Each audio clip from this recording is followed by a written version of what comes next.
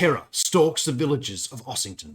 Who is the ghostly horseman haunting the road, stopping anyone from leaving? Why are the wild elves slaying villagers afar with their deadly stone-tipped arrows? What lies buried in the old great burrow, and why is it stirring anew? What secrets do the ancient standing stones surrounding this village hold, and can the heroes solve the mystery before a foul plot comes to fruition?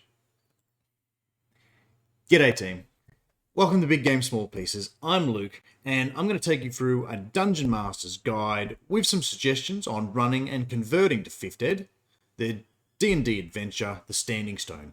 It was written for 3rd edition. It was done by John D. Ratliff and published in 2001.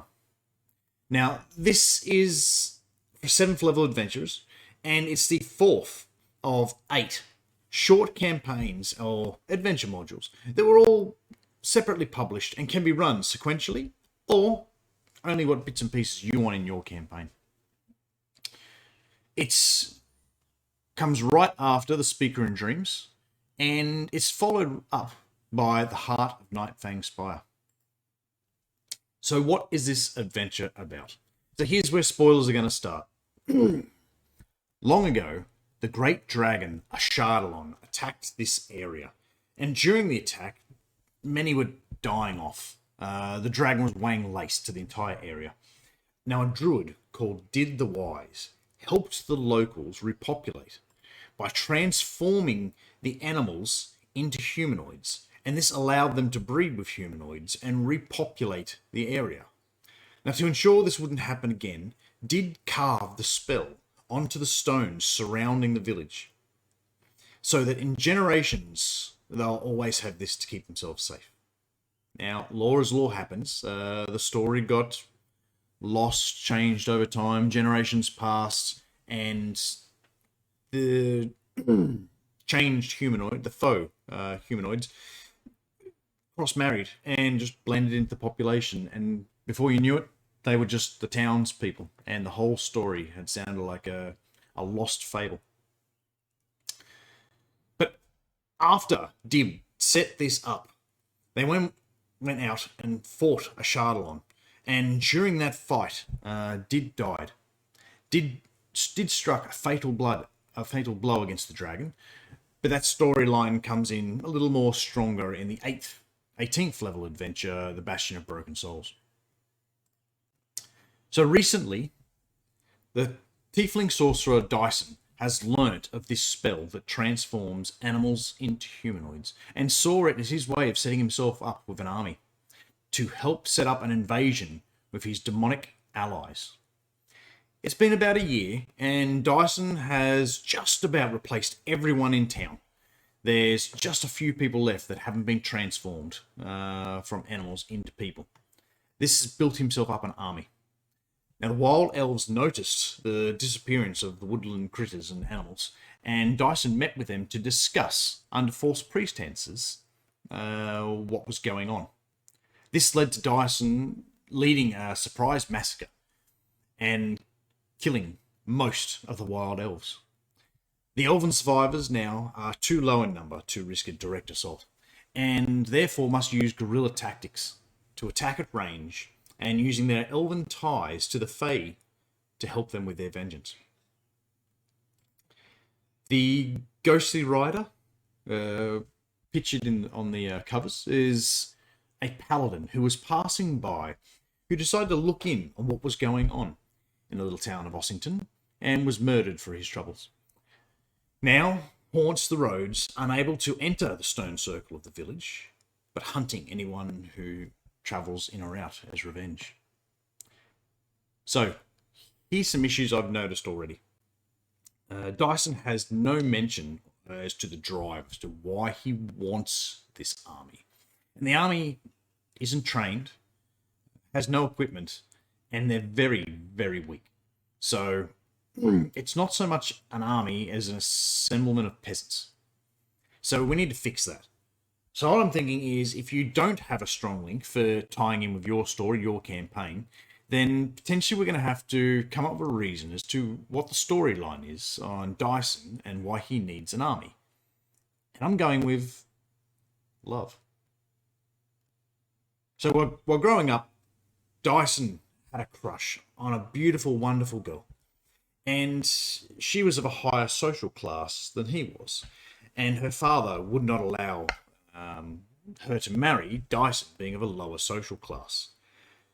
Even though Dyson has a natural talent for magic, that wasn't enough to impress the father-in-law to be.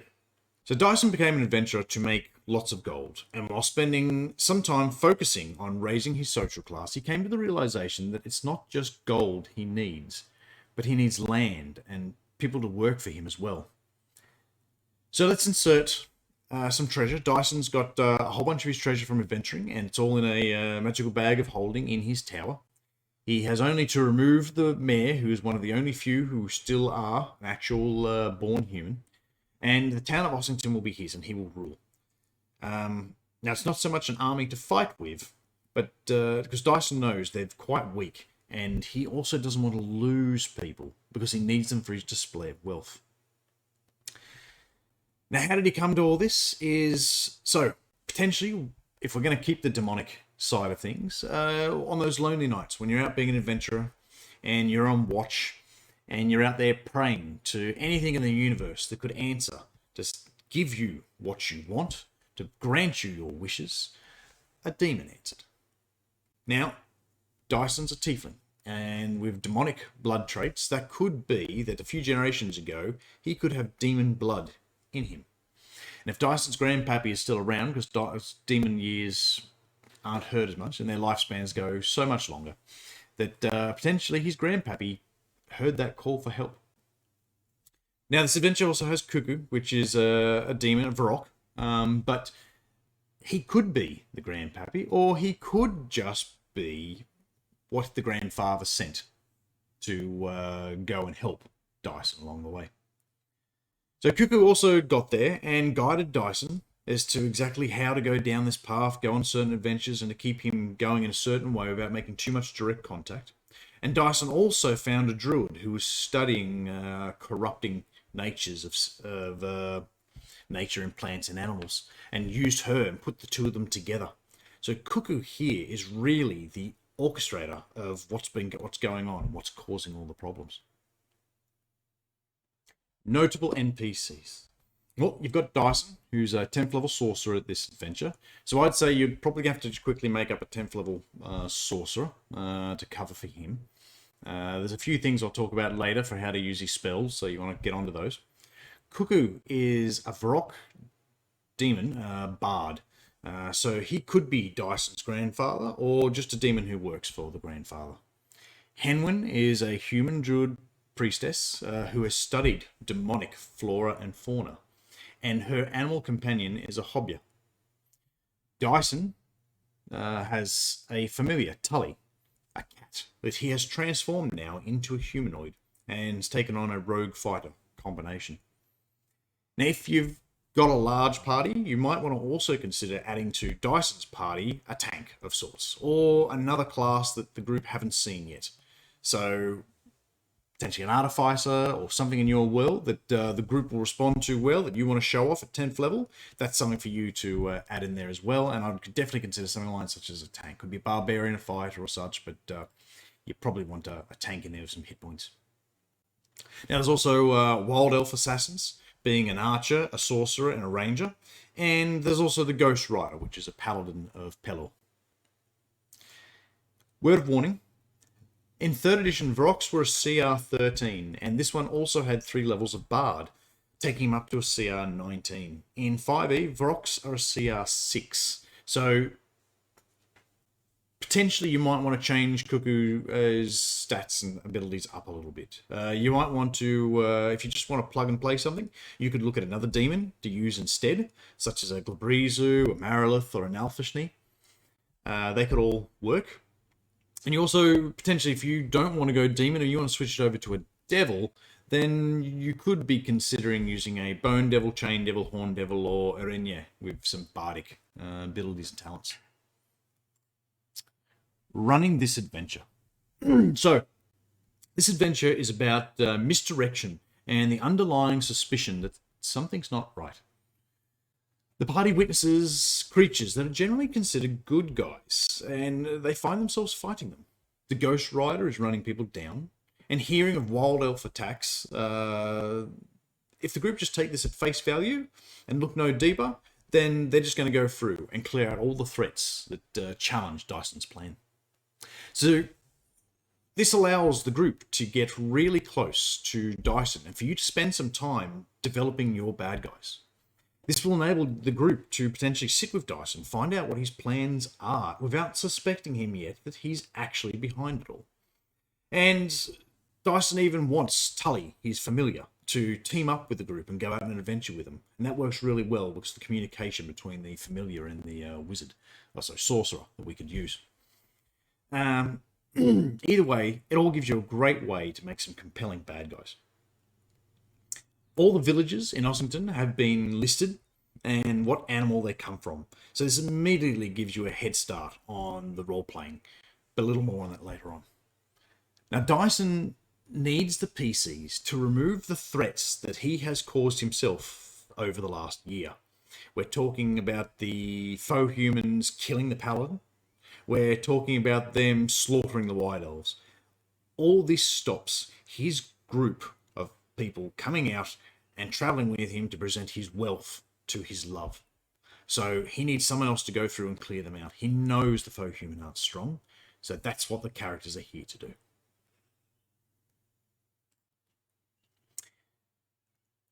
Adventure hooks. Adventure hooks are, in the book, the PCs hear local talk about townfolk from Ossington not being seen for a few months. Mildly interesting. You have to pair that up with something else. A local noble is worried, hearing that elves are on the warpath, and is concerned that their kingdom borders the forests, and so they send the PCs to investigate the validity of that rumour. Perhaps. I feel that one's got a little bit more to it. Haunting ballads of long-forgotten lore are coming back into circulation. This could be caused by people poking around in old, sealed-away places.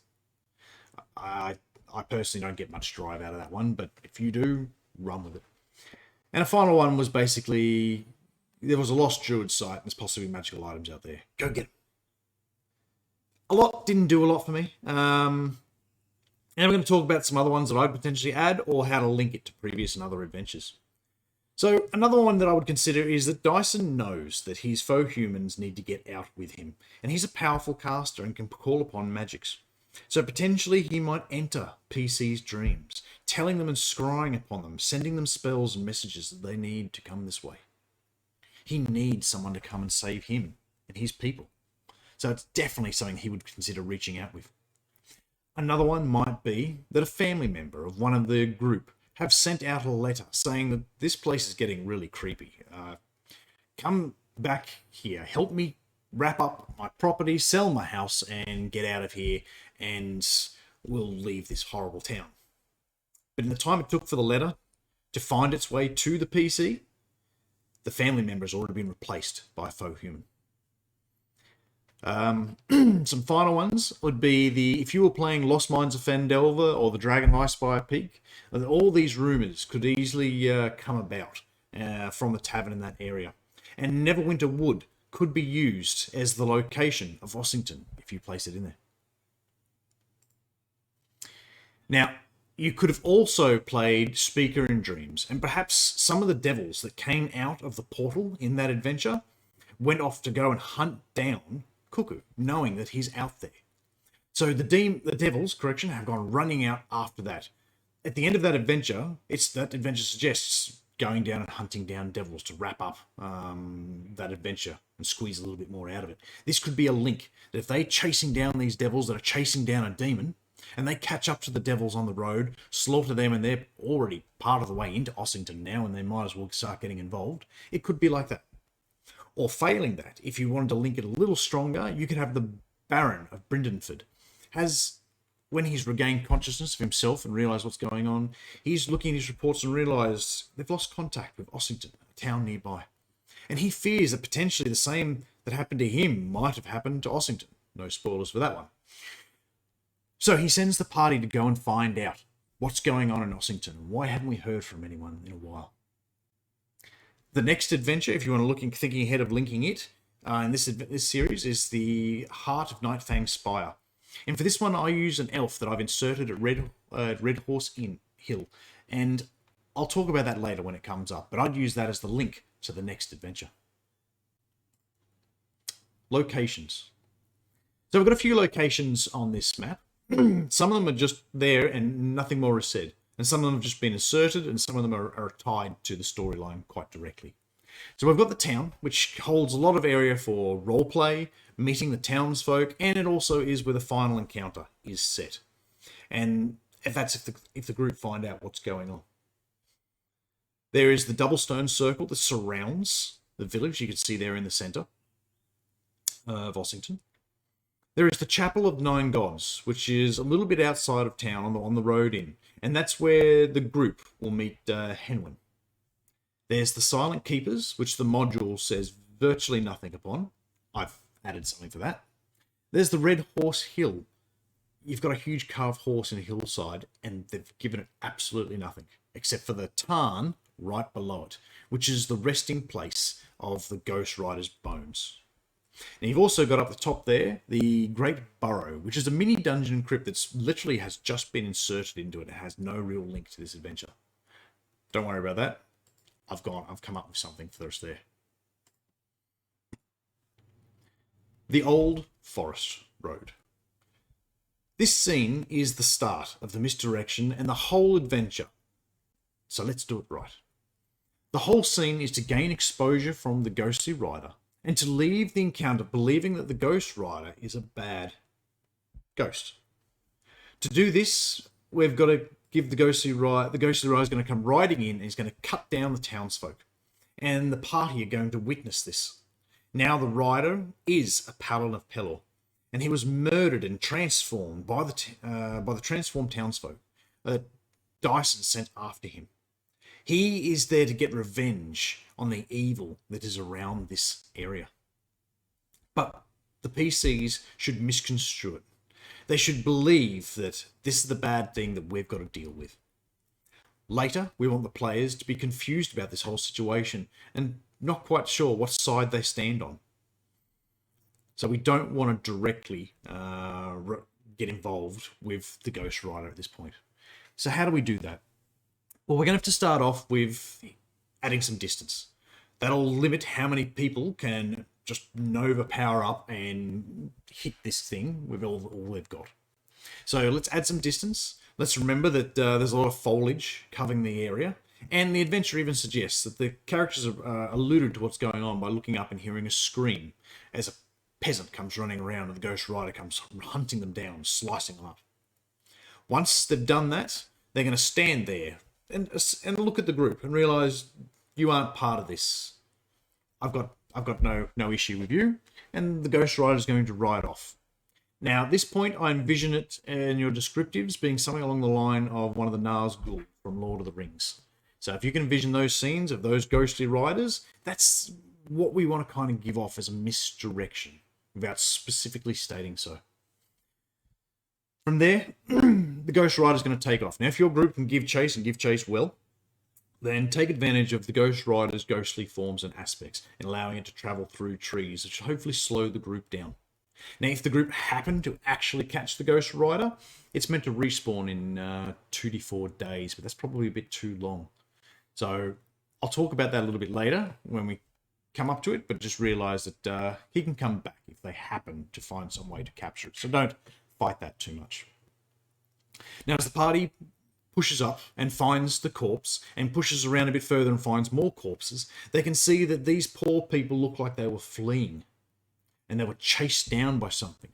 But there shouldn't be too many marks of the horse at all because it's a ghost horse. So just remember just the tracks of the people, and they can't find the tracks of the rider. This will add more intrigue as to what's going on here. We're not quite sure what exactly happened. If the characters happen to use things such as speak with dead or something that brings them back, remember that animals will feel fear, and so they're just going to get flashes of confusing fear as the faux humans were racing off. Same with speak with dead. That's the sort of thing it will give. They were trying to flee and they've been attacked. End state is that the PCs have mysterious murder, possibly with supernatural powers. If the group trap him, as I said, don't worry, he can respawn later. So what stats do we want to use for this Ghost Rider? Well, converting him from 3rd to 5th, we look for the easy way of doing things. Look for something that already exists. So if you happen to have, or from Volo's guide, or access to the champion stat block, that's a good starting place. Don't worry about any bad aspects, sort of it. Apply some ghostly features and give it resistance to non-magical weapons and such. Look at the Spectre or Ghost stat block if you're unsure about what you should be adding. Extra there for an undead ghostly visage.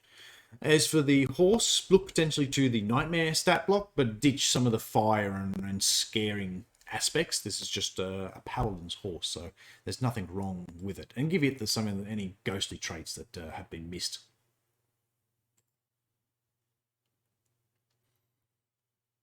Shelter for the night. This is a great potential for roleplay and lore.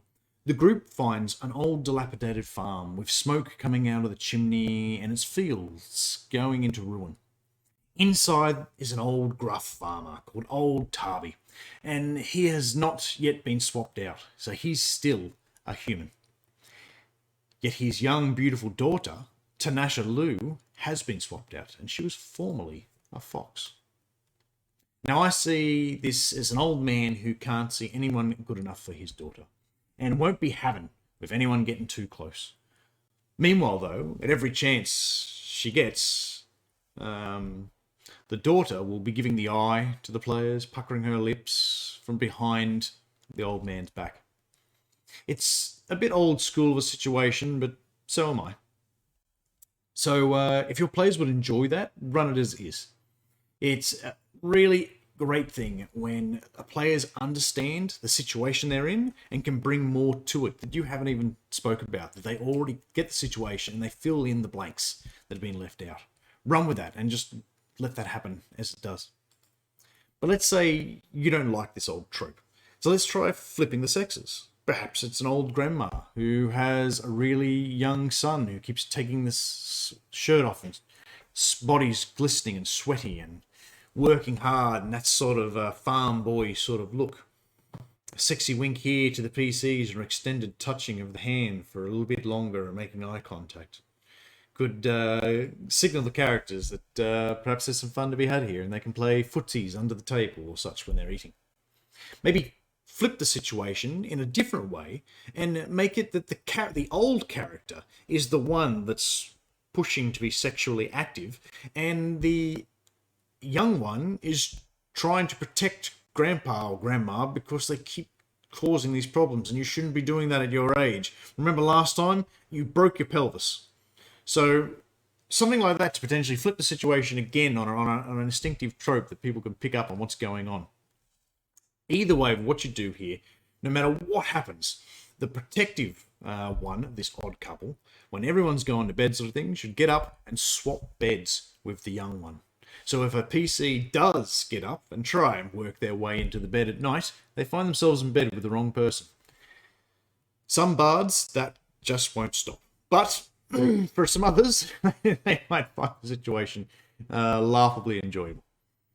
So why is this whole scene here? It's a little standalone. It's a little less to do with what's going on.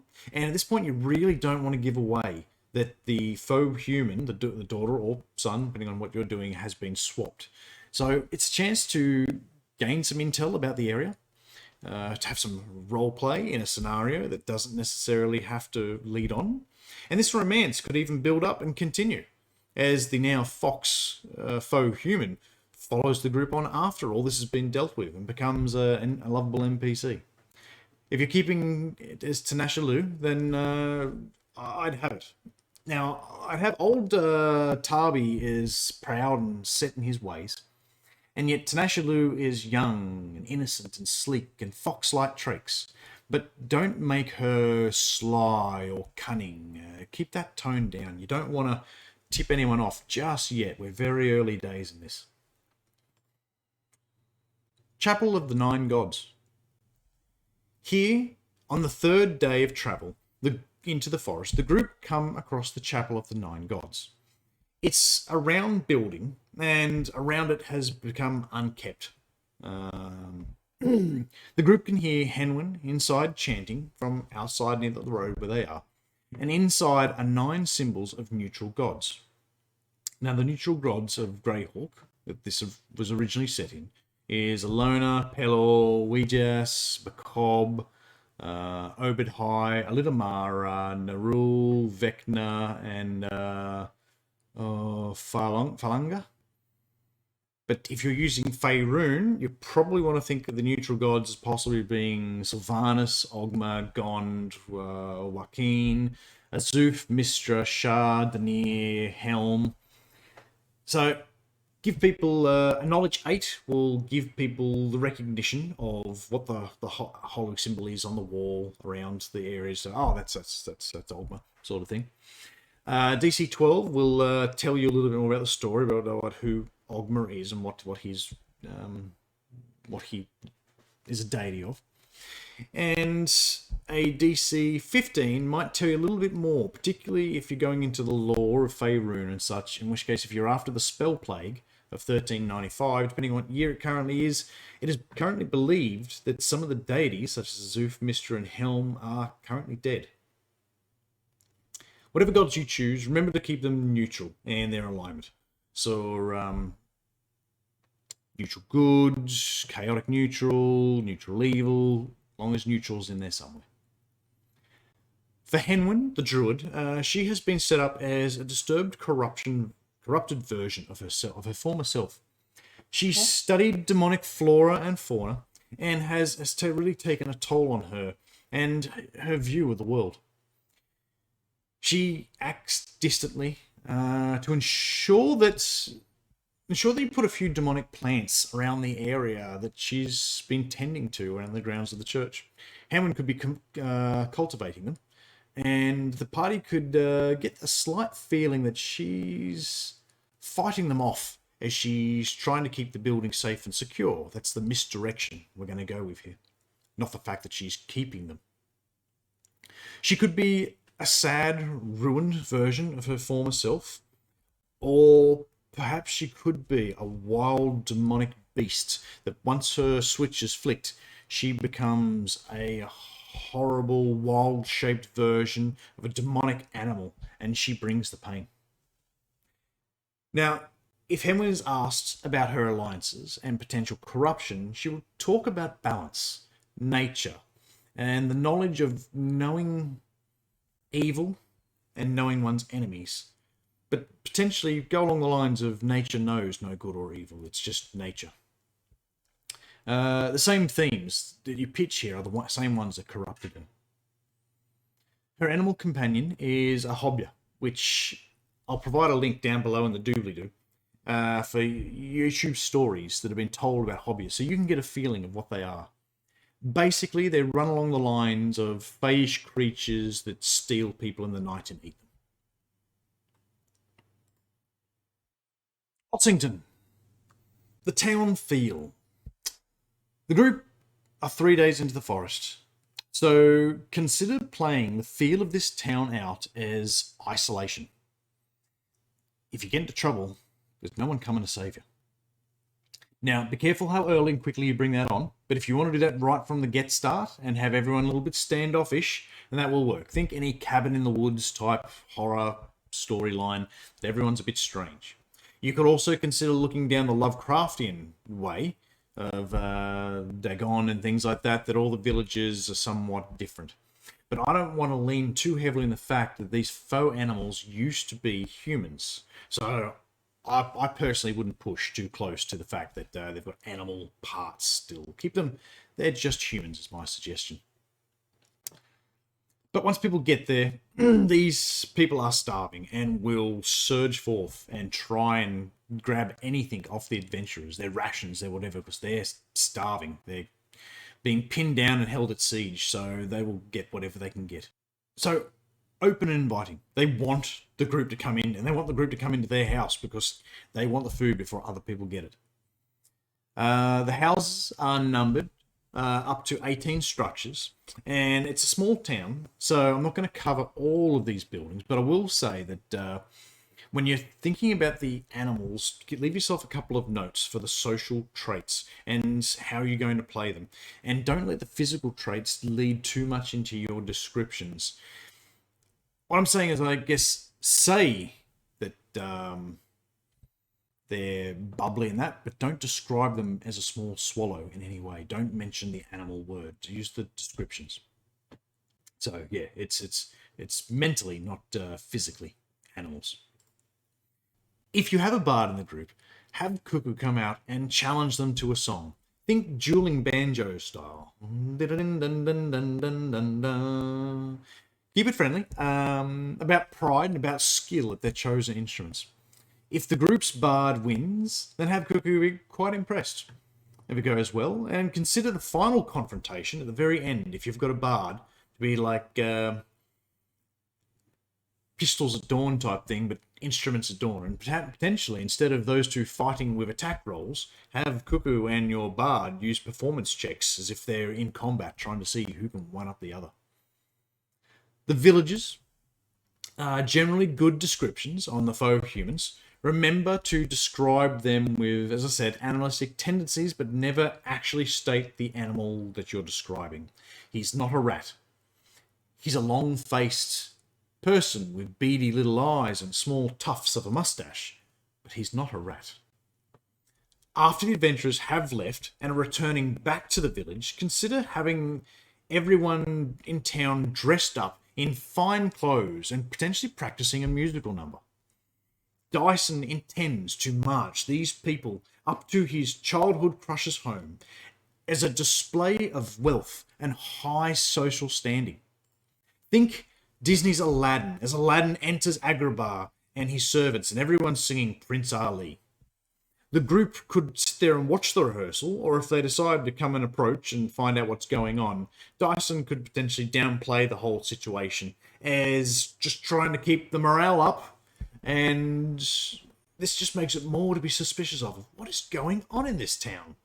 And Cuckoo would definitely be there if there's music and things going on, so he'd be there helping and being a choreographer or something.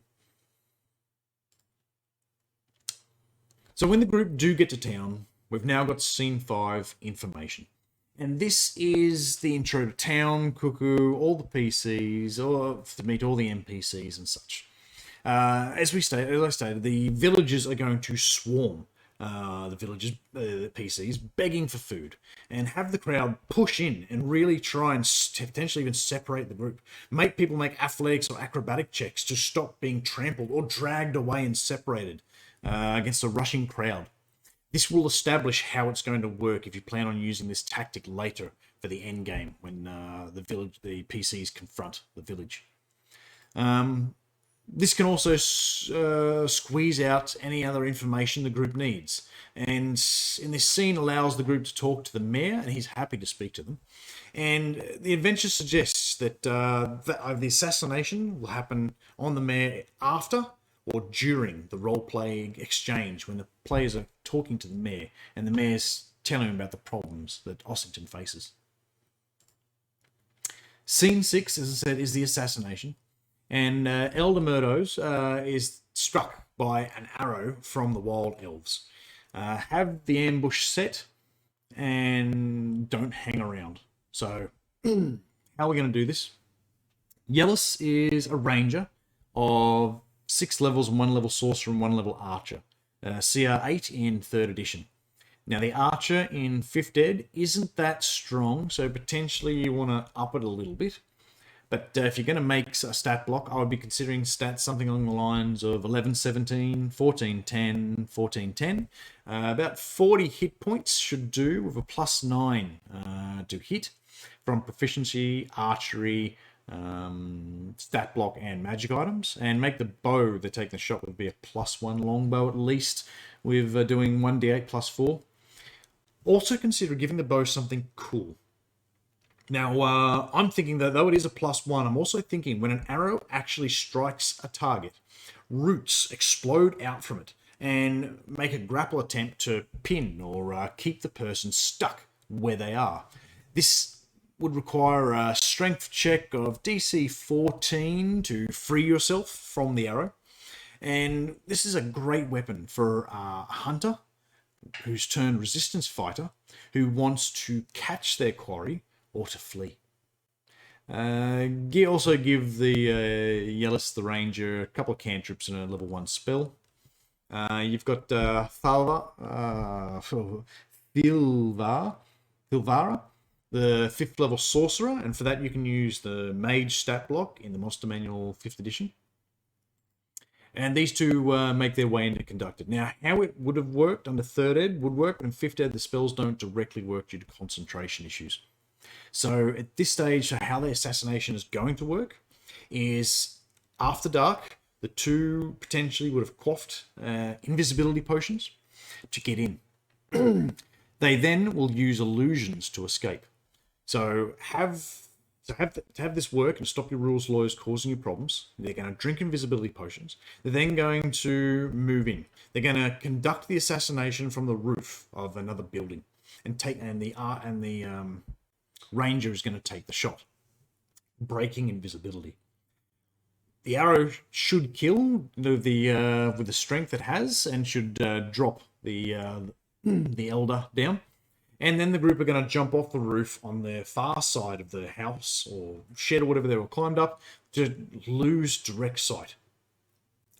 At this point, they're going to cast. The sorcerer is going to cast another spell of illusion and have doppelgangers run off in another direction.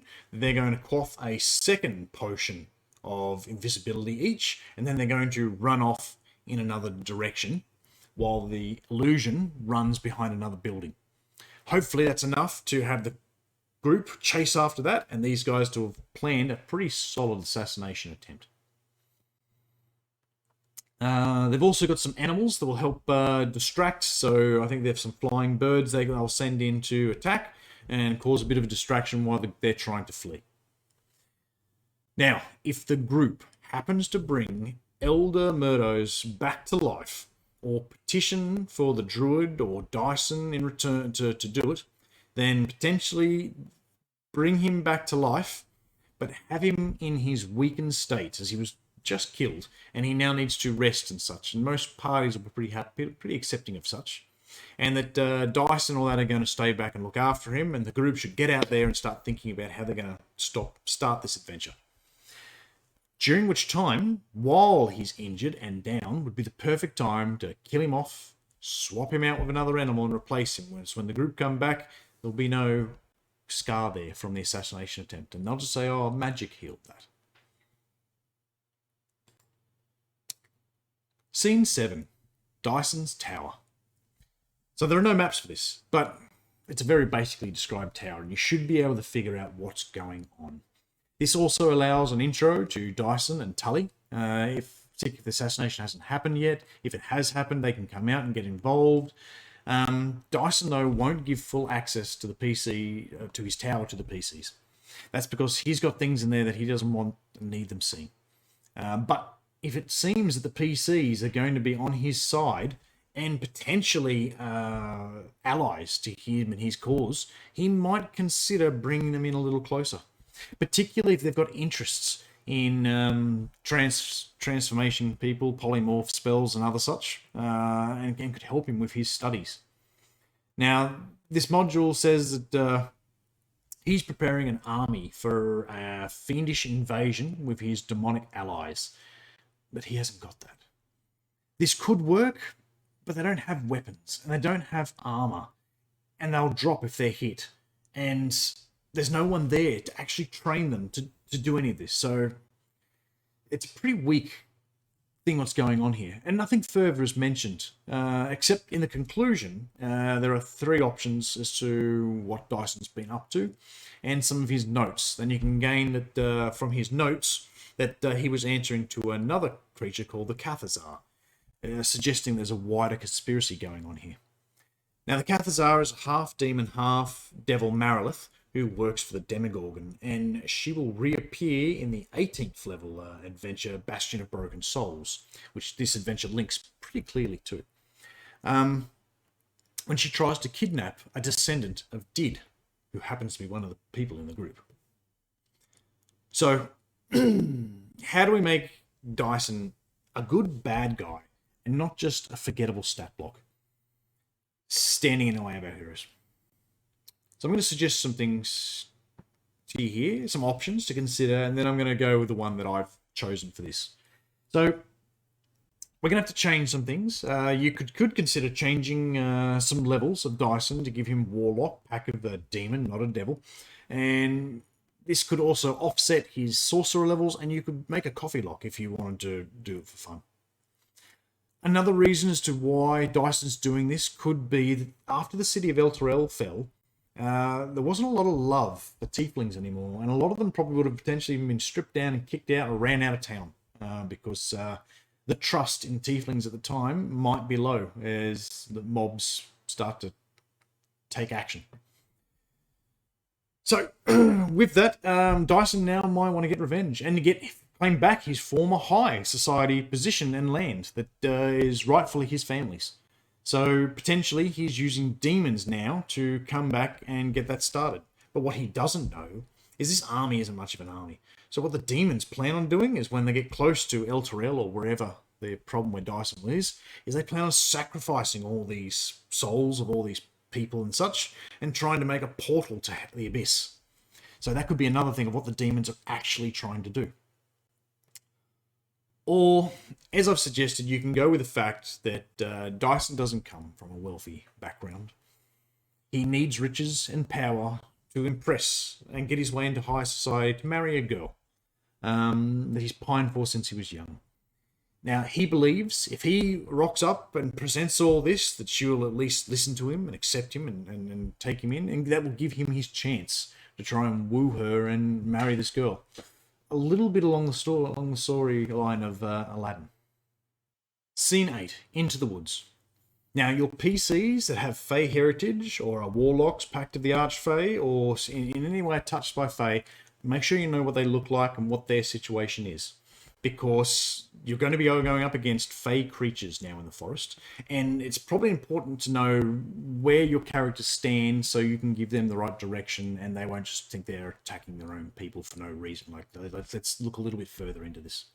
Now, if the PCs do decide to contact their Fey linked or their patrons and Fey friends are going to tell them, like, don't attack the Fey. Like, stop this. You need to figure out what's going on and stop this. I don't know what's going on specifically in this exact location, but you need to figure out what's going on with this Fey and stop it. I don't want you fighting and killing other Fey. Now, we've got a couple of different things happening in this, and it's kind of written for traveling around. So as the people travel between all the areas, this is what this scene encompasses. You're traveling in random encounter time. There's a couple of things that the group come across. Signs of trouble. This is things they come across that start developing a picture about what's going on to show that the Fae, the townsfolk, the elves are all suffering from this and start making the group think once more, like, what side are we on here? What is really going on? We don't have the full picture. The traps throughout the whole forested area are set up by the wild elves and Fae. Now remember, the intent behind a trap is to keep the villagers from escaping, and they can do that by wounding them, killing them, deterring them from wanting to travel. But also know that these traps don't have to be high level and can be more of a nuisance for the high level PCs as you've got. Most traps or most townfolk are going to be anything between a quarter to a level 4 CR.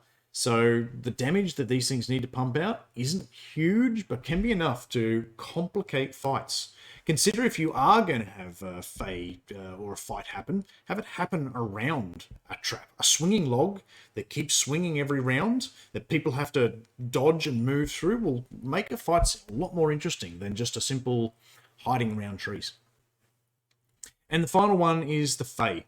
Now, think about what the Fae and things can do. Think to childhood stories, think to nursery rhymes, think to all that sort of stuff as to what things you can really pull out to get your Fae doing things. Now, if you're experienced, you can muck around with the group a bit more, and if they've got some experience. I would consider Fae coming out and polymorphing, sprites and pixies and such, coming out and polymorphing PCs into animals.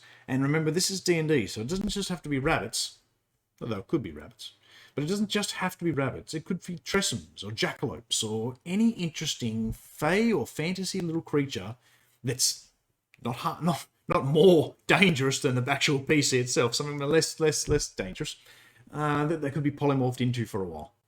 Let's also consider fey games and tricks, like potentially mind swapping 2 PCs over and having them have to figure out how they're going to do that for an hour or so for the next combat that comes up.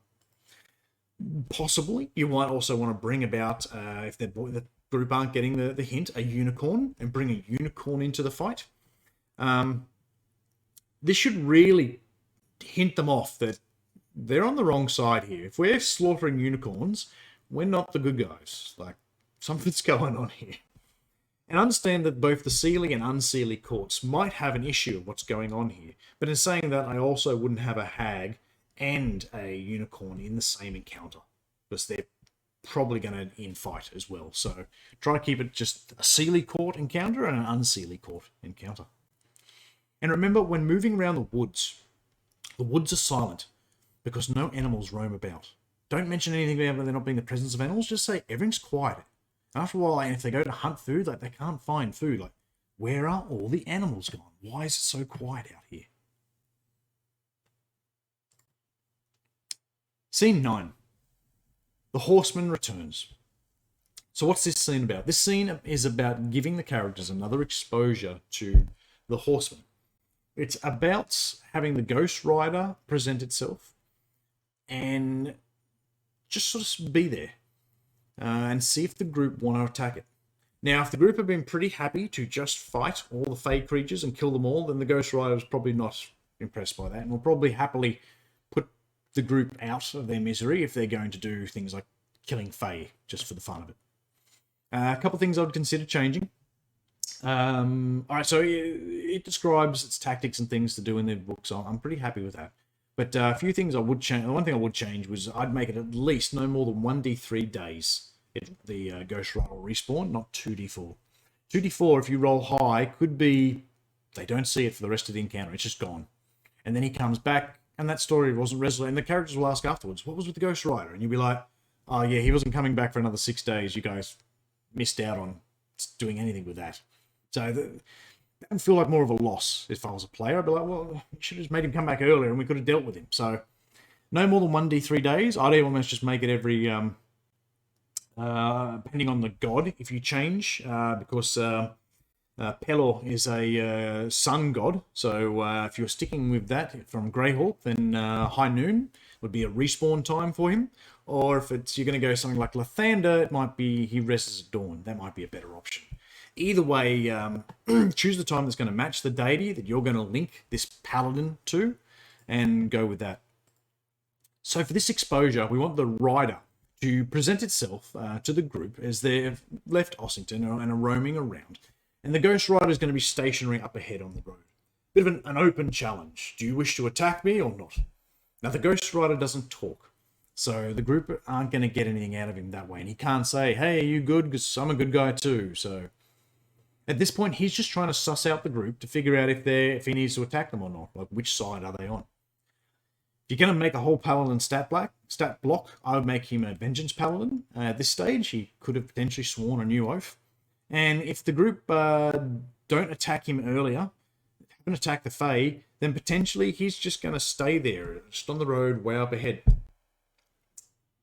At this stage, he also doesn't attack any characters who are obviously good, but you've really got to ask your good characters what they're up to and what they're doing. And he will also act very chivalrous. Have him greet the characters with a religious gesture, and have that group make a religion DC 12 to recognize it was a gesture of a good god group. In which case, it should once again inspire them to think, what's going on here? If friendly, he will leave the group alone unless they end up fighting wild elves and such. In which case, potentially, if your group are fighting wild elves and aren't overly keen on it or such, potentially he can come riding through and riding around in the middle, trying to get everyone to stop and look at him and realise to stop fighting, basically. Scene 10. Hobyahs by night.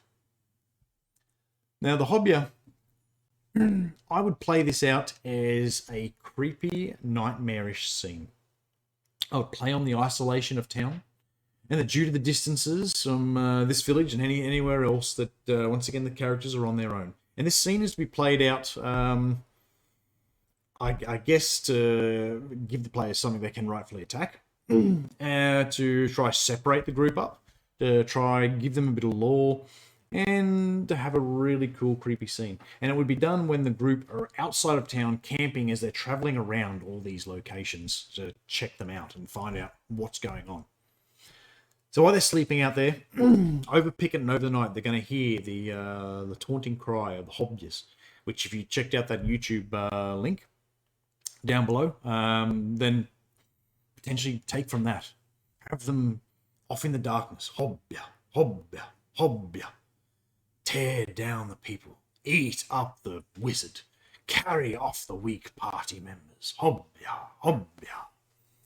Now that the Hobyahs are smart enough to know that potentially they can't take on a heavily armored, well-defended party, but they can wear them down. If the players decide to stay up all night and try and fight the Hobyahs are just going to keep their distance. Now it's dark, and let's assume the group are around campfires. The Hobyahs can see at night, and they're going to keep their distance. And before your group all tell you that they've got dark vision, it's not just the darkness that's hiding them; it's the dense forest that's keeping them. They're deliberately keeping their distance. And if someone happens to take off after the Hobyahs, they'll all scatter, and then 10, 15 meter later they'll come back and start again. Hobyah, Hobyah, Hobyah. Make it a psychological warfare type thing that they're trying to do. They're trying to wear the party down, because these guys sleep during the day, so the night is a perfect time for them to get up to their hijinks. Now, what do we want to accomplish here? Ideally, you want a hobby or two to get close to the party, make some noise, then them to chase after them because they're tired of being harassed all night and they want to go to sleep. So the hobby's going to run off, and people of the party are going to run off after the hobby. And that's where the other ones who've been waiting for that to happen move in and try and kidnap whoever's left. So, with the character who chased after the other Hobyahs, they're going to lead them through traps that they know are out there. And a swinging log in the dark is going to come down and knock one of your players down, and they're going to keep fleeing through the area, separating the group up.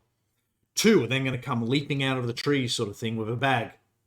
And using advantage, because one's doing it and the other one's trying to help him do it, they're going to try and grapple one of your players and wrap them up in a bag, and then all the other Hobyahs are going to come out and grab the bag carrot and run off with them into the dark, with people trying to chase after them. If you can accomplish things like this, you're doing really well. If you can get characters to split up and chase off after them, if you can leave others behind, if you can kidnap, have it all going to hell. And the final intent of what you're trying to do with all this will be the Hobyahs getting the bad character back to their hidey hole where they sleep during the day and having something to eat, being one of the PCs. Now, they're likely going to do this sort of thing around 3 to 5 in the morning. They've got plenty of time. They've got all night. At this point, the characters are starting to get fatigued. If you've been up for 20 hours or so, you're starting to enter fatigue. So remember to take your characters and penalize them appropriately for exhaustion there. If the players try and keep themselves awake all night, you can also use willpower rolls to see if they can keep themselves from falling asleep, and potentially even perception checks to see if they can spot their mates who have fallen asleep and then try and wake them up, and the later it gets, the worse it gets. And now they've found themselves up at dawn and they haven't got any sleep, and the Hobyahs have won that one. And hopefully the characters spend a second night in there, and that's when the Hobyahs can try and attack again. Now, if the group decide that they want to chase after the PC who's been captured in a bag and being run off, consider running a chase encounter. Chase encounters can be found in the DMG on page 252, and it dictates how you can run a chase encounter. How many times can you double run? How can you surge? Add complications such as darkness and reduced visibility due to foliage and things like that when making perception checks, and really try having a go at something new that potentially a lot of people don't get to do very often. And ideally, if you're going to capture a player in a Hessian sack type thing, then don't pick the character that's got 100 knives and will just cut themselves straight out. Try to find the character that's got the bludgeoning weapon and can't escape from the thing. Scene 11 is the Warlord's Tomb. And this is a dungeon that has quite literally just been inserted into this game for those players who need a dungeon. So you could just take the whole thing out and honestly not be much worse off without it. But potentially we can do something better than just erasing it. So since Siphoner the Warlord has nothing to do with this area, we can potentially change it for something better. So I'm thinking, let's make it Did's Tomb. Or, if Did feels like something you don't want to step on just yet, then potentially a high priestess that was linked to Did and was around at the time. Now remember, Did was a druid from the Church of the Four Elements who got a fatal blow upon a Shardalon, the dragon, and died during that fight, or because of that, during that fight. Now, remember, if you plan to play all the way up to the 18th level adventure, Bastion of Broken Souls, then one of the party needs to be a descendant of Did. Knowing, though, that that's a long way away for some groups, then I wouldn't worry too much about it right now. And being told later on that they were a descendant of Did might all of a sudden click some things into place. So if you want to place that there, just have Did check out one of them and just be like, just give them a knowing nod. And then they were like, what was that about? And just, oh, nothing. Highly likely that all that'll be forgotten about. But if you can do something to link a character, knowing that that character may not be there in 10 levels time, so I wouldn't worry too much about it. But it's nice to know that it's something there. You could potentially just say they're all linked. I mean, Did was generations ago, and these people have spread out since, so quite possibly, they all could be a descendant of Did. So what can we do to this small dungeon that makes it a little bit more interesting? Well, it's just got some undead in it, and some earth elementals, and some traps, and such. Did having come from the Church of the Four Elements, I would consider making it no longer just earth elementals anymore, but potentially now you can add all the elements if you wish. Another one is that if you don't want all the elements in there, just add a few and say the others, the magic has broken between what keeps them there, and the water elements were able to flee, or the air, or whichever element you want to get rid of, you're not interested in running. So I would consider doing that. And that stops all your elementals just being earth elementals. The whites that wander around could be former druids that have become corrupted over the years and forgotten themselves. So they could still be there if you like it, or you could just remove them and just use elementals in this dungeon. As for the encounter at the burial crypt, as we said, we're going to swap out Siphoner, the Warlord, as he's got nothing to do with anything outside. He knows nothing that's happening in the current timeline, and he's really not giving them much about what's happening in this adventure. So the only thing he does do is he challenges one of the PCs to a one-on-one competition type duel in an honourable style way, because he is a good Warlord. He's just been buried down here for quite some time.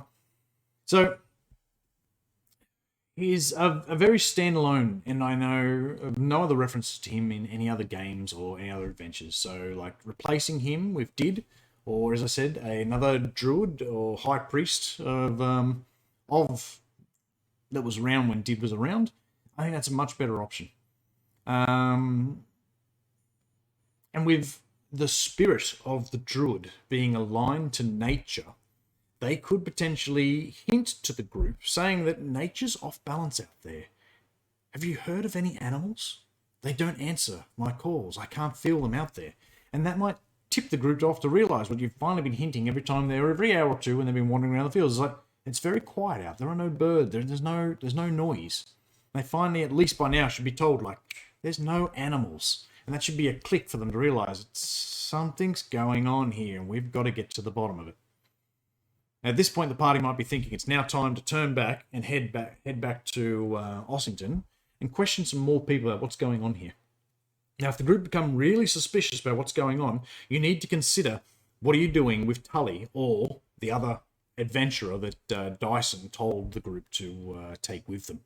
At which point, some sort of escape plan to get out of there while they're talking with Did, especially as soon as Did starts talking about nature and off balance and things. Tully might start slinking away and getting themselves out through the maze and then getting back to town to warn everyone. Although you could also run with a mental link between Dyson and his companion, and tip the group off and get them ready for this high-level adventure. The Fae's Last Stand. After the rolled or planned encounters while wandering through the forests and the woods, this encounter is likely to happen when the group are on their way back to Ossington to add an extra complication to things.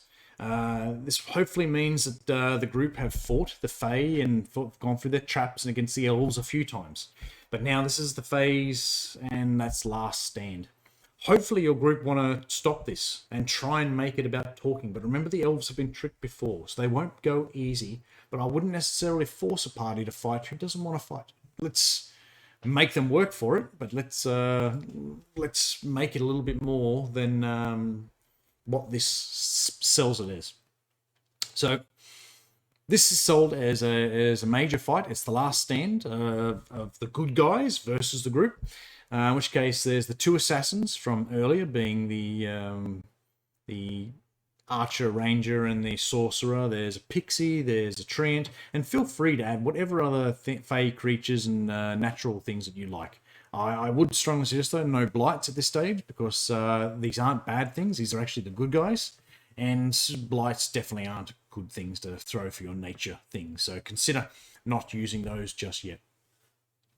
And once again, this should feel wrong, and the players, if they're still fighting these guys, should be really asking themselves, like, I'm pretty sure we're the bad guys here. Allow this fight to stop, as I said, if they really want to, but just make sure the wild elves and that aren't really trusting, because they've been massacred before, and so the group are really going to have to do something to gain the attention of the Fae and the elves and get them to realise, like, we're not here to fight, we're actually going back there to sort this one out.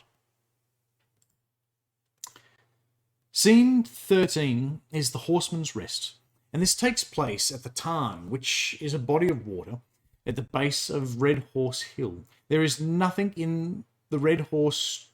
noting that the Red Horse Hill is just up on the hillside, and this is the water just below. There is nothing in the book that talks anything about anything being up on the Red Horse. It's just a red horse carved in the side of the hillside, and I really think that's a missed opportunity. So here's what I'd add. I'd add that at the time where Showdown was causing his problems around here and burning the place up and such, his cult followers moved in after. And seeing that this was a bit of a victory in a large notable fight area and such, that they've then carved up the ground side and they put a red dragon into the hillside. But slowly over the years, the followers have died off or left or changed cults or done whatever they've done and left. And all we've got left up there at the moment is an old, venerable elf. Now, this lone elf doesn't have a lot of energy and can't maintain the whole image of the red dragon. So as the years have gone by, he's had to stop doing the wings and just doing the horse's body. Sorry, the dragon's body, which now looks like a horse by the image. He starts at the head and starts making his way through, and by the time he gets to the tail, he's got to go back and start at the head again because it's starting to get overgrown. And he's been doing this for hundreds of years. The elf would be ever so grateful if the group were to stop and help him for a day or so, or a couple of hours, in maintaining the chalked image. In which case, if the group decide to do that, then the elf will tell them the tale of Showdown and the battle and things that happened here, with a definite bias to the dragon's side of the story. Now, the old elf is no threat to anyone and only has a few more natural years left in him before he dies of old age. So he's not part of all these attacks and things that are going on. He's just a very old man that's still sitting here doing his thing. If your group has played the Sunless Citadel, have the elf mentioned that the cult also, the Showdown, also used to have a temple until it sunk into a deep ravine. That was the Sunless Citadel. And if the group if you plan on running the 10th level adventure, Heart of Nightfang Spire, then potentially drop some quest lines really solidly here by letting the group know that there was another one that was occupied off in an area, in another ravine or chasm. And last he heard, a black dragon has moved in. Potentially, the group should go check that out. Now, at the bottom of the water, down in the tarn, is the ghostly rider's next appearance. In which case, depending on the relationship he's had with the party, this could go different ways. But the ghost rider will appear, standing off to the side, and make his holy symbol greeting. He will then ride across the top of the water, get to where his bones are, and then sink below the level of the water. If the characters hope to go out and check it out, they can find his and the horse's bones and bring them up. And then they can either conduct a ritual or destroy them to sever his tie. Smart groups might try and use him in the last attempt to go against the village, but he can't enter. And so he's going to be no use to the group. Now remember, while the group are going around, the woods are deathly silent. There is no sounds of much going on around them because all the animals are gone. Scene 14, the showdown. Right. Consider how much the party have done by this point. You might definitely want to consider level them up at least once by now, preferably twice. They should be going into this level 9, thereabouts, or you're going to give them level 9 after, depending on how many things they've done and how quickly they've pushed through this whole encounter. So I would definitely consider awarding them level 9 before this, or and 10 afterwards, or do a little bit more before you give them 10 if you're going to go into the next adventures. The ideal time to level them up would be before this fight, but before they've learnt that Dyson's up to something and been sure of themselves. So Dyson should have had us at Tully, and Tully should have been attached to the group and then removed herself from the group and gotten back to report that something's going on and that Dyson probably needs to prep himself before this group gets back. So Tully should have departed the group. I would also consider at this point, how is Dyson not going to prepare himself, knowing that he's no fool? The town is going to look empty when the group come back, knowing that there's something off. I would consider Dyson being smart. He wants to make the group throw their best attacks at something that isn't him, be it townsfolk or illusions. A great way to do this might be for Dyson to use his metamagic feat, Distance Spell, with Seeming. This can make everyone within 60 feet of him look like Dyson and his other allies. So all the townsfolk now look like Dyson and his other allies, Cuckoo, Tully, Henwin, and if you've added anyone others. This will make it a lot more confusing for the group as to who they're attacking, and could make it quite a challenge. I tend to think of the old movie The Three Amigos, when they all dressed up and made everyone dress up like the Three Amigos, all the townsfolk. Use Henwin and Cuckoo to heal and keep the group safe. And potentially Henwin could have brought some blights out now if you want to bring blights into the fight to weigh in as extras. Cuckoo would also potentially use an illusion spell to make them look like they're standing out to greet the group before they even get near this lot. So there's an illusion spell from Cuckoo to make the group attack and use their best spells on those illusions before they realise they've been tricked. And then when they get in, Seeming's been used on the area to make everyone look like the head characters that they're after, to waste more spells rather than on the people that, or Dyson and his cronies. Also, now once the people get there, you want all the townsfolk to come spilling out of the buildings, like a swarm of creatures and things like that, to come out everywhere. And as the characters see, depending on how close they are to the tower where Dyson is, all the townsfolk will look like Tully, Dyson, Henwin, and Cuckoo. If not, they're still going to get there and they're still going to swarm and use those same swarm tactics to separate and divide the group up as you did before. Only now assume the group potentially are killing townsfolk and they're dropping as one hit will drop them. That's how I'd run that final encounter. Extras. Okay, so the Silent Stones were mentioned, but nothing was put there. It was simply stated as a place that teenagers go for young romantic rendezvous with their lovers. So that's nothing. It tells me nothing of going out there. It was a waste of time for players to go. because it won't be happening when they get out there. So I would suggest that potentially this set of stones is a door to the Feywilds, and in the area immediately around is a Fey celebration. Satyrs and all sorts of things are partying and enjoying themselves and such, and as the group approach, they get hit by a permanent Otterloo's Irresistible Dance spell. The trap is to capture as many of Ossington's people trying to flee and slowing the skirmish down. Have the party make saves every hour to see if they can free themselves from the constant dancing, magical compulsion to dance. And once they regain their senses, I would even consider a point of exhaustion because they've been dancing non-stop for an hour or multiple hours. Or I would consider drunkenness because put them at disadvantage because they've been drinking as part of their celebrations, as part of this Otterloo's Irresistible Dance. For Fey encounters, extras, I would consider, once again, not adding any blights. Remember, using good creatures. We want to, if the players actually stop and think, make them think like something's, we're not here, we're not on the right side here, there's something suspicious going on. And yeah, for the final battle, that's where you want to add some blights and potentially a plant monster if your group are quite powerful.